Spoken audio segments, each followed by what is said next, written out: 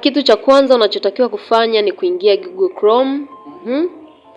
Ukishaingia Google Chrome utaandika hapo utaandika TAMISEMI.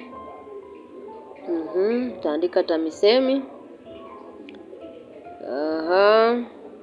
Mara baada ya kuandika basi utalisearch, utaletewa hivyo kama unavyoona kwenye page. Utashuka mpaka hapo unapopaona na utapabonyeza hilo neno ameandika TAMISEMI selection form 5.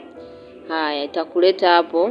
Utashuka moja kwa moja mpaka sema kuandikia first selection 2025.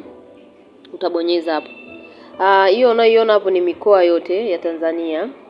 Kwa hiyo unachotakiwa ni kutafuta mkoa ambao shule ilipo. Mfano mimi nitachagua hapo Arusha.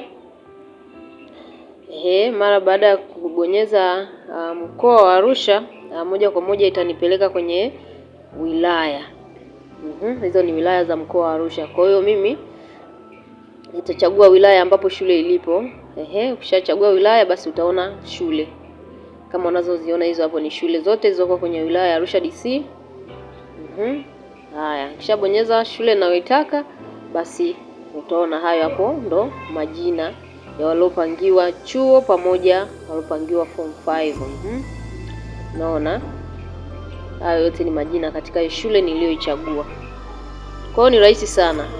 Fuata hizo process then uweze kuangalia umepangiwa sehemu gani. Lakini pia kama utashindwa kutumia sana hii njia, basi unaweza kaenda shule ambayo uweza kusoma au shule ambayo alisoma mwanao. Kisha utasaidiwa kuweza kupata. Umeona? Karibu sana katika chaneli yetu, mpaka wakati mwingine.